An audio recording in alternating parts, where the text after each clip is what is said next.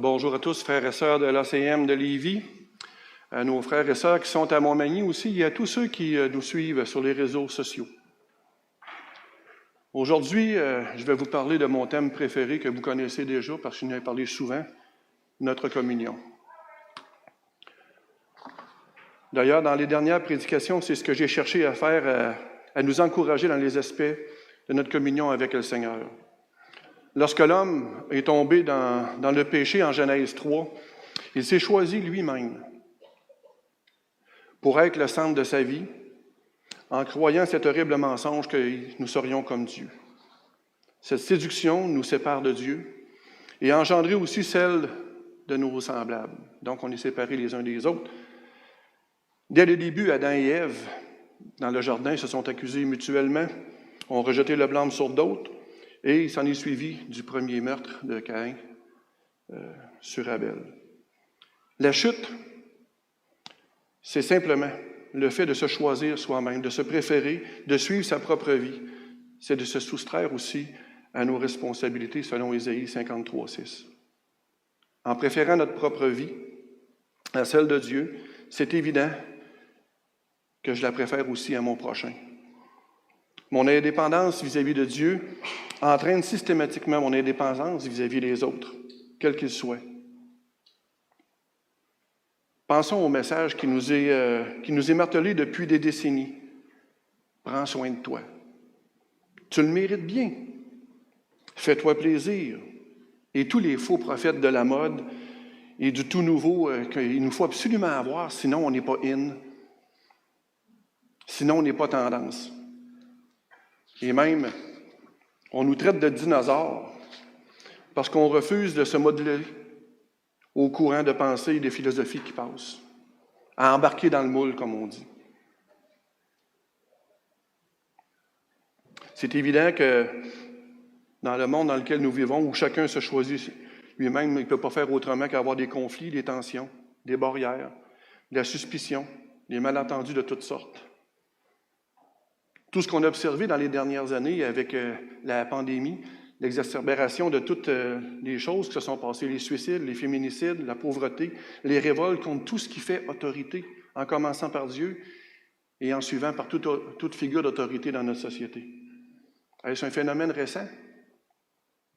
Depuis la chute, toutes ces choses se produisent tous les jours, mais toujours plus en s'accentuant.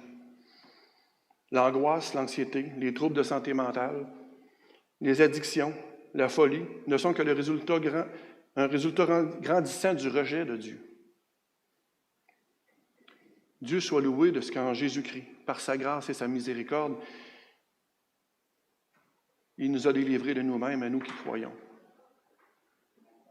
Il nous appelle tous, pour nous qui avons déjà cru, mais pour toutes les autres, à changer, à se convertir à la foi en Christ. Parce que seul Christ a été établi comme étant le seul médiateur entre nous et les hommes. Il est le seul, et nous en avons la preuve parce qu'il a été ressuscité des morts, par lequel Dieu a opéré ce miracle de pardonner nos péchés, mais non, pas seulement juste ça, de clouer ce corps de mort à la croix et de nous réconcilier avec lui. Prions. Seigneur, viens nous instruire par ta parole. Viens par ma bouche, Seigneur Dieu, par les choses que tu m'as mis à cœur et conduis-nous pour que nous te connaissions encore davantage ensemble et nous expérimentions ensemble ton amour, ta grâce, ta bonté. La personne que tu es, comme on a chanté, tu es saint, tu es majestueux, tu es splendide, Seigneur.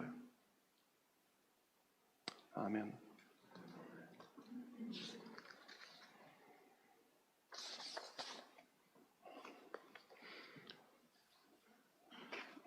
Jean, première épître de Jean, chapitre 1.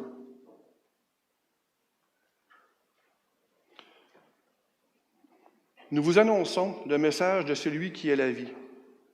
Nous vous annonçons ce qui était dès le commencement. Nous l'avons entendu, nous l'avons vu de nos propres yeux, nous l'avons contemplé et nos mains l'ont touché. Celui qui est la vie s'est manifesté, nous l'avons vu, nous en parlons en témoin et nous vous annonçons la vie éternelle qui était auprès du Père et qui s'est manifestée pour nous. Oui, ce que nous avons vu et entendu, nous vous l'annonçons à vous aussi, afin que vous aussi vous soyez en communion avec nous. Or, la communion dont nous jouissons est avec le Père et avec son Fils Jésus-Christ. Si nous vous écrivons ces choses, c'est pour que notre joie soit complète. Et voici le témoignage que nous avons entendu de Jésus-Christ et que nous vous annonçons. Dieu est lumière et il n'y a aucune trace de ténèbres en lui. Ici, Jean, dans sa première épître, répète les mêmes choses que dans son évangile. Chapitre 1, les versets 1 à 17, dit exactement les mêmes choses. Au commencement était celui qui était la parole de Dieu. Il était avec Dieu, il était lui-même Dieu. Au commencement, il était avec Dieu et tout a été créé par lui. Rien de ce qui n'a été créé sans lui. Et on pourrait continuer de même. Et la vérité qui sort de ces deux textes, c'est que Jésus est Dieu. Et ça, c'est important je sais qu'on connaît la parole depuis des années, mais c'est important de se placer encore devant cette parole pour nous laisser imprégner par cette parole. Jésus est Dieu. Et dans le texte qu'on vient de lire, l'apôtre, il en parle comme on l'a vu, on l'a entendu, on y a touché. C'est pas juste un mythe historique ou une quelconque chose qui est arrivée dans le passé. Jésus est Dieu. Et la communion dont nous jouissons est avec le Père et avec son Fils Jésus-Christ. C'est un privilège qu'on a de pouvoir connaître Dieu comme il s'est fait connaître à nous. L'apôtre dit qu'il nous annonce la vie éternelle qui était auprès du Père.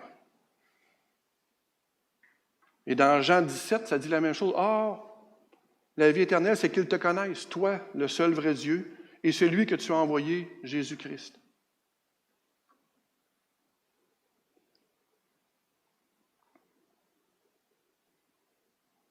Celui qui est la vie s'est manifesté. Ce n'est pas une vie quelconque, celui qui est la vie. Celui en qui réside la source de la vie. On a chanté que juste par sa parole, Dieu a appelé les choses et les choses ont existé. On a entendu ce matin ces versets qui ont été lus.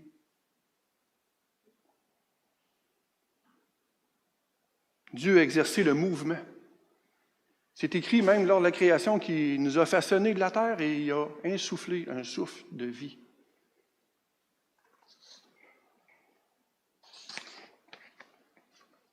Or, la communion dont nous jouissons est avec le Père et avec son Fils Jésus-Christ. Vous allez l'entendre souvent ce matin. L'essence même du christianisme concerne la foi en Jésus. Mais cette foi doit travailler dans nos cœurs pour produire une vie juste. Accepter, se convertir, croire en Jésus et être sauvé sont des étapes importantes. Et nous ne devons pas en rester là. Le cœur même du christianisme consiste à aimer Dieu et à lui offrir et à lui obéir, c'est-à-dire. Être chrétien, c'est vivre selon les enseignements du Christ. Nous sommes sauvés par sa grâce, par la grâce de Dieu, par le moyen de la foi. Mais l'essence même du christianisme, c'est de vivre une vie juste, empreinte de piété selon la Bible. Tous les enseignements répétés dans les Épîtres sur l'importance de la justice, de la piété, de l'amour du prochain, de l'humilité, de la pureté morale, de la chasteté, du pardon, de la paix, en évitant les disputes et les conflits. C'est toutes des instructions qui nous sont données d'une manière pratique, sur la manière dont Dieu s'attend que nous vivions les uns avec les autres. Mais pas seulement dans un moule fermé entre nous dans l'Église. Oui, parce que Jésus a dit, c'est à l'amour qu'on a les uns pour les autres que les gens vont voir. Mais c'est aussi envers les gens du monde. Et j'aurais tendance à dire que c'est peut-être plus difficile, mais je pense que des fois, même entre nous, c'est difficile. La vie juste utilise la cuirasse de la droiture comme un bouclier de protection sur nous. Et pourtant, nous continuons à permettre d'être ouverts à des attaques de l'ennemi par notre péché. Nous devons vivre avec intégrité dans tous les domaines de notre vie. Et la première étape consiste à prendre conscience de nos points d'entrée, de nos points faibles, puis à progresser. C'est un processus. C'est la sanctification à laquelle on est appelé et sans laquelle, la parole nous dit, sans laquelle personne ne verra le Seigneur. C'est impossible que nous passions d'une vie païenne, égoïste, à une vie parfaitement sainte du jour au lendemain. En fait, et vous le savez probablement tous, on n'atteindra pas la sainteté avant d'être avec le Christ, avec le Seigneur dans l'éternité. L'important ici, c'est que nous nous efforcions d'être complètement obéissants, vivant une vie juste tout en poursuivant à grandir à l'image de Dieu. Dans Tite, chapitre 2, versets 11 à 14, il nous est dit, « En effet, la grâce de Dieu s'est révélée comme une source de salut pour tous les hommes. Elle nous éduque et nous amène à nous détourner de tout mépris de Dieu et à rejeter les passions des gens de ce monde. Ainsi, nous pourrons mener, dans le temps présent, une vie équilibrée, juste, empreinte de piété, en attendant que se réalise notre bienheureuse espérance, la révélation de la gloire de Jésus-Christ, notre grand Dieu et Sauveur. Il s'est livré lui-même pour nous, afin de nous délivrer de toute désobéissance et de faire de nous, en nous purifiant ainsi, un peuple qui lui appartienne, afin que nous puissions mettre toute notre ardeur à accomplir les œuvres bonnes qu'il a préparées d'avance. C'est évident que ça ne se produira pas sans souffrance. Christ lui-même, il nous est dit qu'il a appris l'obéissance par des choses qu'il a souffert. Si le Maître a passé par là, on va passer par là aussi.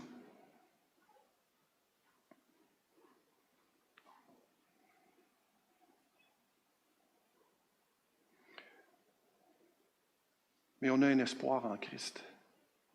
On n'est pas désarmé, on n'est pas laissé là, boum, puis avec nos propres moyens. Non, Dieu nous a donné des armes puissantes avec lesquelles on peut combattre. Et ce n'est pas des armes charnelles, des choses.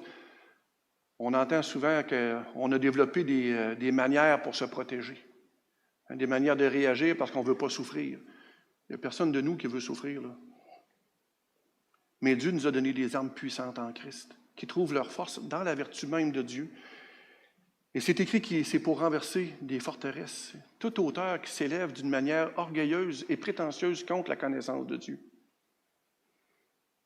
On peut même, par l'Esprit, amener nos pensées captives. L'apôtre Paul, il dit, « Si par l'Esprit vous faites mourir les passions de la chair. » C'est par l'Esprit. C'est une mise à mort de ce qu'on est.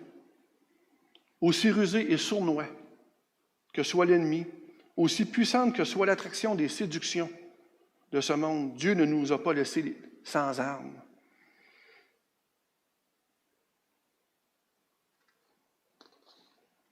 Pensons comme arme à la confession, à la délivrance, à la prière d'écoute de Dieu, qui met en lumière les choses de nos cœurs, qui veut opérer pour nous transformer à l'image de Christ, pour former son caractère. Puis les situations qu'on vit, là, des fois, on est découragé de voir des situations, puis c'est comme si on va baisser les bras. Mais Dieu veut travailler notre caractère pour l'amener à la ressemblance de Christ, dans tous les conflits. Marcher avec Dieu, c'est un parcours de vie, frères et sœurs. Et nous devons utiliser ces armes à maintes reprises afin de briser tous les points d'attache ou ce que l'ennemi essaye de mettre dans nos vies par les différentes circonstances qu'on vit. Ce que Dieu désire le plus, c'est une relation avec nous pour le reste de nos vies et pour l'éternité. Pas seulement une petite visite de temps en temps, un peu comme quand on va au fast-food prendre un hamburger ou une liqueur ou un café chez Tim ou bien chez McDonald's. Il veut marcher avec nous au quotidien alors qu'on est en apprentissage, d'utiliser ses armes et qu'on puisse faire l'expérience vivante de notre communion avec lui. Jacques nous dit que nous devrions nous réjouir pour toutes les épreuves que nous passons. Et pourquoi? Je ne sais pas pour vous, mais moi, quand il arrive des situations difficiles, je n'ai pas vraiment le cœur à la joie. Habituellement, je suis plutôt le genre à mormonner puis à laisser le petit écureuil tourner dans les manières de penser que j'ai développées depuis ma tendre enfance. Mais le Seigneur veut changer ça.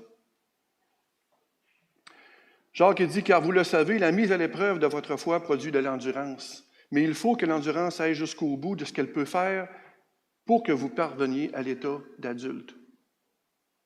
Et que vous soyez pleins de force, des hommes auxquels il ne manque rien.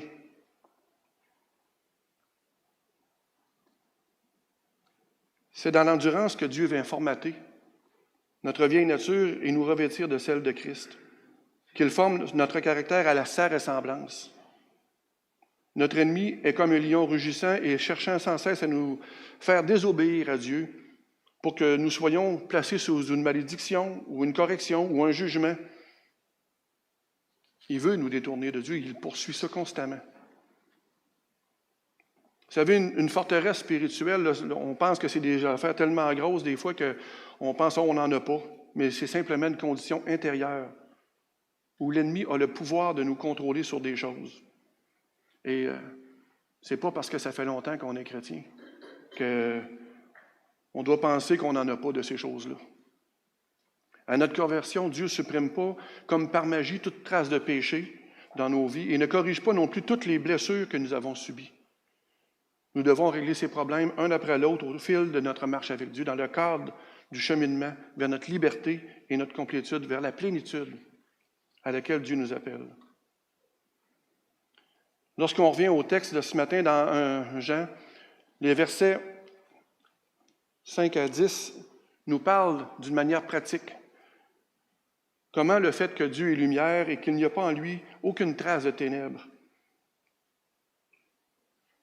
Peut-il donc y avoir des ténèbres en nous? Si oui, d'où proviennent-ils? Il y avait à partir du verset 5, « Voici le message que nous avons entendu de Jésus-Christ et que nous vous annonçons. Dieu est lumière et il n'y a aucune trace de ténèbres en lui. Si nous prétendons être en communion avec lui, tout en vivant dans les ténèbres, nous sommes des menteurs et nous n'agissons pas comme la vérité l'exige de nous. Mais si nous vivons dans la lumière, tout comme Dieu lui-même est dans la lumière, alors nous sommes en communion les uns avec les autres, et parce que Jésus, son Fils, a versé son sang pour nous. Excusez, j'ai sauté une ligne. A versé son sang, nous sommes purifiés de tout péché. Si nous prétendons n'être coupables d'aucun péché, nous vivons dans l'illusion et la vérité n'habite pas en nous. C'est des paroles qui sont dures à entendre. Si nous reconnaissons toutefois nos péchés, il est fidèle et juste pour nous et par conséquent, il nous les pardonnera et nous purifiera de tout mal que nous avons commis. Si nous prétendons ne pas être pécheurs, nous faisons de Dieu un menteur et sa parole n'est pas en nous.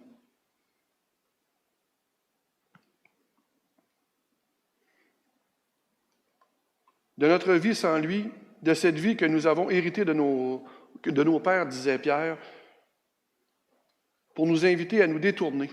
Jean ici dit la même chose dans ces versets.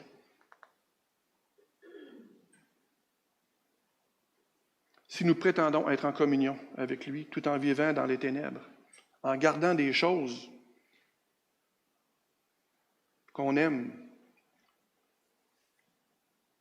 la parole dit que nous sommes des menteurs et que nous n'agissons pas selon ce que la vérité exige de nous.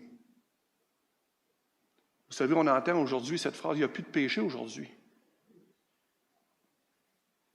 Mais si nous vivons dans la lumière, tout comme Dieu est dans la lumière, alors nous sommes en communion les uns avec les autres. Et cette communion, nous la possédons à cause de Christ, à cause de l'œuvre de Christ, à cause du sang qu'il a versé. Rien d'autre. Même lorsqu'on a des affinités avec des gens, ça semble bien couler. C'est inévitable qu'il y ait des situations qui arrivent et qu'il y a des conflits. Puis même des fois, on essaye de faire des choses pour les éviter.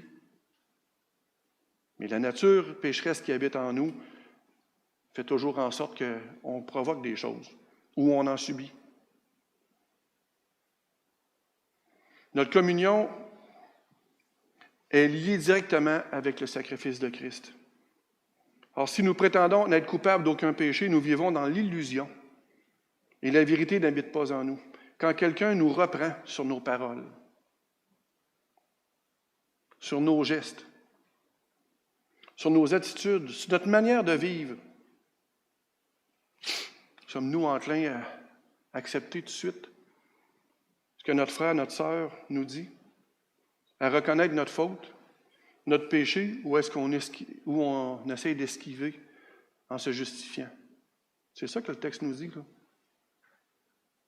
Si nous reconnaissons nos péchés, la Bible nous dit au verset 9 qu'il est fidèle et juste, Dieu.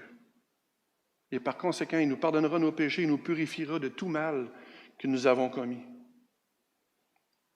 Ces armes que Dieu nous a données, la confession, c'est une arme spirituelle puissante. Elle signifie admettre que nous avons commis une faute. Faire des excuses, là, n'est pas une confession. Elle esquive et ne reconnaît pas l'offense. C'est ça une excuse.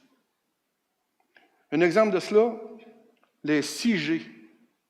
Quand on dit « Ah, ben si je t'ai fait ça, le si, là, sous-entend qu'on ne reconnaît pas qu'on a blessé l'autre ou qu'on n'a pas commis une faute. Il n'y a pas de reconnaissance de péché, d'offense et de blessure dans les si.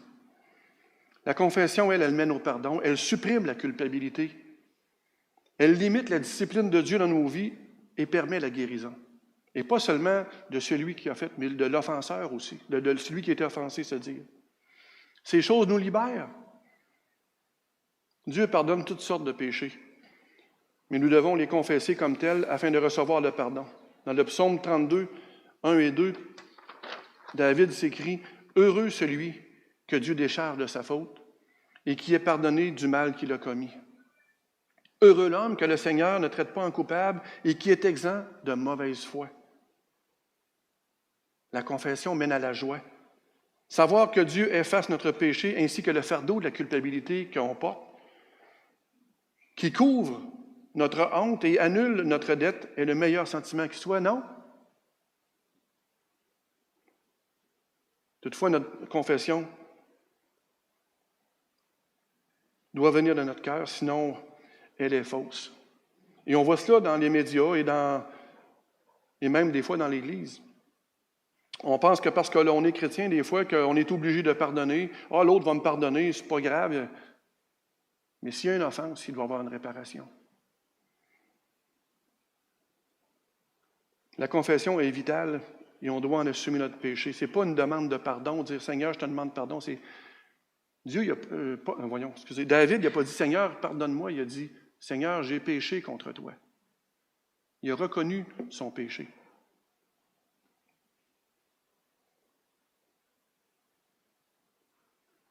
Je pense que lorsqu'on demande pardon à quelqu'un, ce qu'on veut exprimer, c'est vraiment notre regret. On veut vraiment reconnaître qu'on a commis une faute, qu'on a péché, qu'on a blessé, qu'on a offensé l'autre. Contrairement à l'excuse qui va chercher à esquiver, soit en se justifiant ou en banalisant le péché.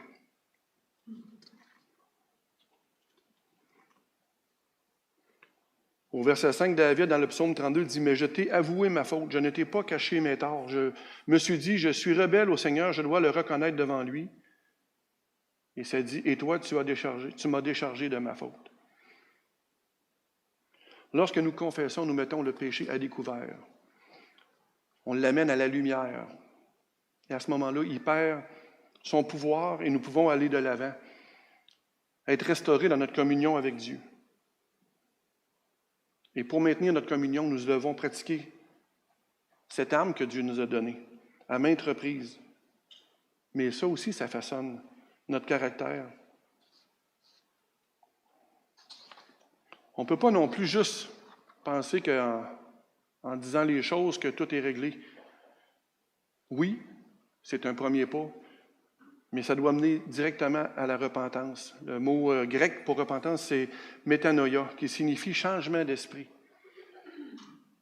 La confession de péché est la première étape. Nous devons nous confesser chaque fois que nous commettons un péché, mais on ne doit pas s'en tenir là.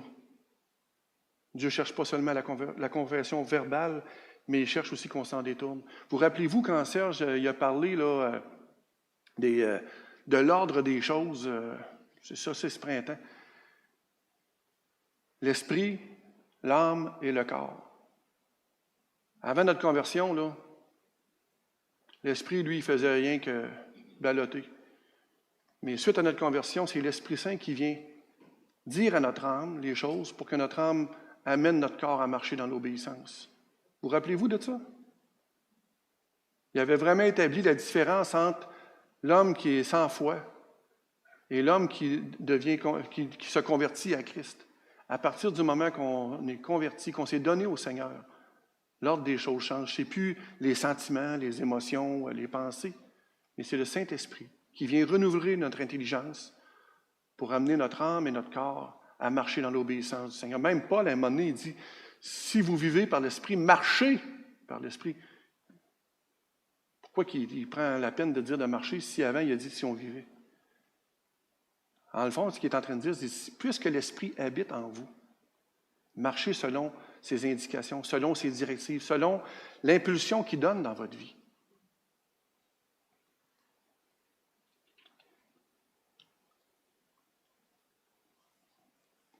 La repentance est plus qu'un regret, plus qu'une excuse de ce qu'on a fait. Considérons la différence entre Saül et David. Saül a désobéi à l'ordre qui lui avait été donné. Et là, qu'il est revenu dans son cortège, puis que là, il avait gardé des choses, Samuel l'a repris.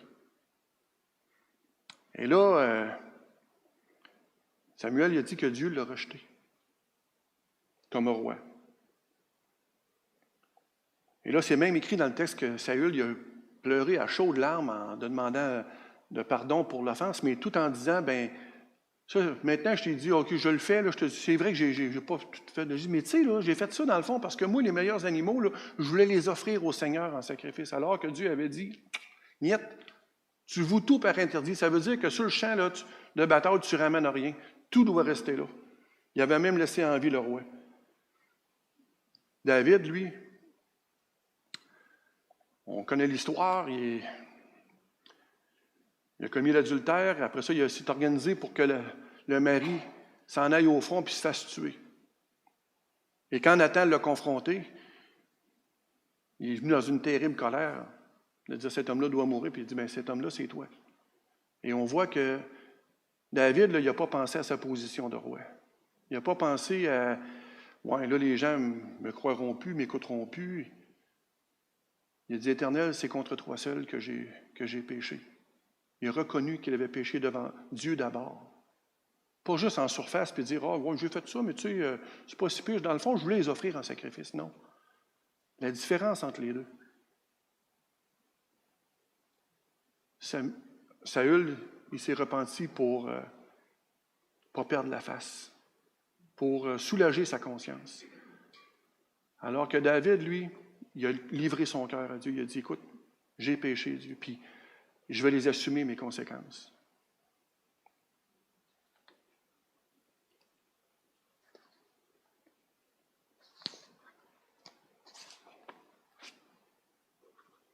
David n'a pas cherché à esquiver sa conduite. Il n'a pas cherché à se justifier. Il a tout avoué. Même dans le psaume 51, il dit, tes sentences là, sont parfaites. Le chagrin qu'on vit dans ces moments-là. Pour Saül, il se centrait sur ses choses à lui, sur ce que les gens vont dire de lui, sur sa position, sur ces choses-là. Alors que pour David, c'était une catastrophe. Seigneur, j'ai péché. Il était prêt à en assumer toutes les conséquences. La confession doit conduire inévitablement à la repentance, c'est-à-dire un changement de mode de vie de sorte qu'on se détourne de ces mauvaises voies pour marcher dans une communion avec Dieu. L'apôtre Paul, d'ailleurs, dans Éphésiens, il nous dit « Voici donc ce que Dieu attend de nous. Nous ne devons plus vivre comme les païens, qui suivent leurs pensées vides de sens. Ils ont l'intelligence obscurcie et sont étrangers à la vie de Dieu, à la vie que Dieu donne. À cause de l'ignorance qui est en eux, et qui provient de l'endurcissement de leur cœur. Puis rappelez-vous qu'un peu plus tôt, il disait, on faisait partie de cette gang-là. Là. Mais vous, ce n'est pas ainsi que vous avez appris ce que signifie pour vous le Christ, puisque vous avez compris ce qu'il est. Qu'est-ce qu'on a lu tantôt? Qu'est-ce qu'il est, Jésus? Il est Dieu. C'est bien marqué qu'il était là avant le commencement. Dès le commencement, il était là. Il existait déjà. Vous avez compris ce qu'on vous a enseigné et vous qui êtes chrétiens, c'est qu'il est conforme à la vérité en Christ. Cela consiste à vous débarrasser de votre ancienne nature, votre ancienne manière de vivre, celle de l'homme que vous étiez autrefois et que les désirs trompeurs mènent à la ruine, à être renouvelé par le changement de ce qui oriente votre pensée. Romains 12:2, le renouvellement de notre intelligence par le Saint-Esprit. À revêtir l'homme nouveau, créé conformément à la pensée de Dieu pour mener une vie juste et sainte que produit la vérité. La vérité produit ça en nous. Et de quelle manière on peut l'accomplir dans ce qu'on a parlé ce matin? C'est par la confession et la repentance. Et on peut vous citer plusieurs textes comme 2 Chroniques 7,14 qui nous encouragent à venir à l'Éternel.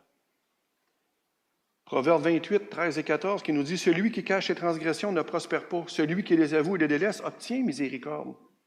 Heureux l'homme qui constamment a la crainte de faire le mal, mais celui qui s'obstine tombera dans le malheur, inévitablement. » Si on s'obstine à garder nos voies. David exprimait dans le psaume 32 la même chose. « Tant que je me taisais, je m'épuisais, ma vigueur n'était plus que sécheresse. Je t'ai fait connaître mon péché, je ne t'ai pas caché mon iniquité, et toi, tu as effacé le poids de ma faute, tu m'as accordé ton pardon. »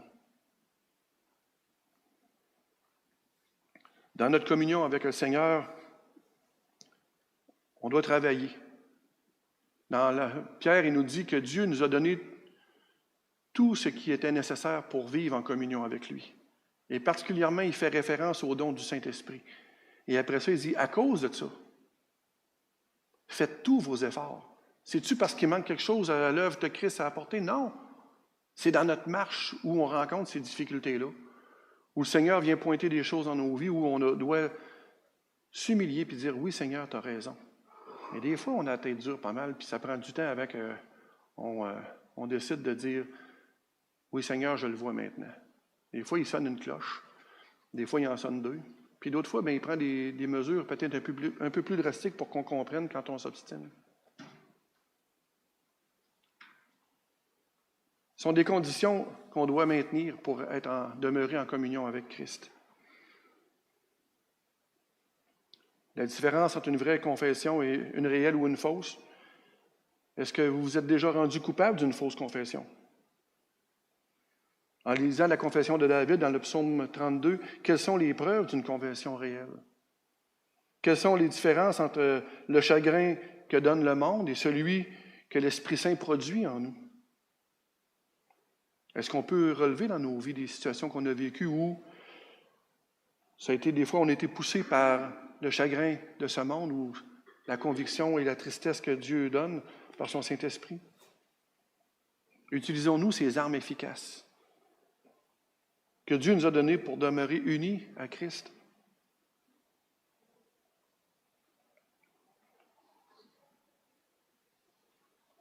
Dans l'Évangile de Jean, chapitre 14, les versets 15, 21 et 23 nous dit que celui qui a mes commandements, celui qui m'aime, c'est celui qui garde mes commandements et qui les applique. Et dans Jean 15, plus loin, au verset 9 et 10, il dit « J'ai marché en l'obéissance à la volonté de mon Père et je suis demeuré dans son amour. » Il dit « Maintenez-vous dans mon amour. » Et comment? En marchant dans l'obéissance à ses commandements à lui, à ce qu'il nous appelle à vivre.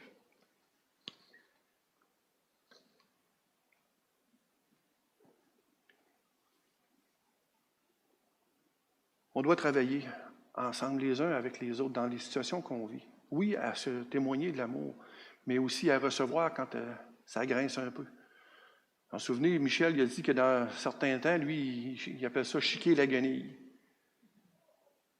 Dans ce qu'il a partagé la semaine dernière quand il parlait de comment Monique a vécu les choses. Puis on a tous vécu des choses de même. Là. Comment au fil du temps, Dieu a agi, a travaillé dans le caractère de Monique pour l'amener à dire finalement, Dieu, fais-le. Et c'est seulement à cette place-là que les choses changent. Tant et aussi longtemps qu'on se bat, là, il y a une lutte. Mais on a la victoire en Christ. Et plus on apprend à développer cette réponse à Dieu, moins la lutte elle va durer. Mais en même temps, il y a des choses qu'on a développées au fil des années, qui sont tellement ancrées profondément que des fois, on dit, Seigneur, ça va-tu finir un jour? C'est une réalité qu'on vit dans ce corps que nous vivons.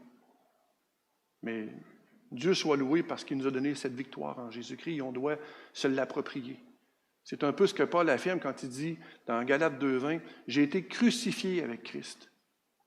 Si je vis maintenant dans la chair, je ne vis plus comme avant. Je vis maintenant dans la foi au Fils de Dieu qui m'a aimé et qui s'est livré lui-même pour moi. J'ai été crucifié avec Christ. » C'est quoi la crucifixion? C'est la mort. C'est notre mort. C'est certain qu'on n'était pas sur la croix avec lui, là, mais par association, à cause de la foi, on est mort. On est crucifié et ça, c'est notre identité. On n'est plus ce qu'on était. Même s'il y a des reliques qui relèvent, le Seigneur les pointe puis nous amène à abandonne, détourne-toi, fais-moi confiance. Ça, on a de la difficulté un peu. Seigneur, apprends-nous à mettre en pratique ces vérités de la parole, en considérant que tu es le Maître. Et moi, je veux te confesser, Seigneur, que bien que tu sois mort, Seigneur, que tu aies racheté ma vie servile. Je reconnais qu'en moi, il y a encore ces choses de mon passé que tu veux renouveler, que tu veux régénérer, tu veux restaurer, que tu veux guérir.